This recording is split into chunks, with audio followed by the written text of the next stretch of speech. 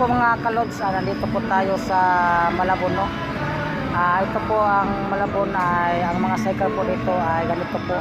Yan po ang mga bubong mga kalods. Ang mga bubong nila ay apayong, no?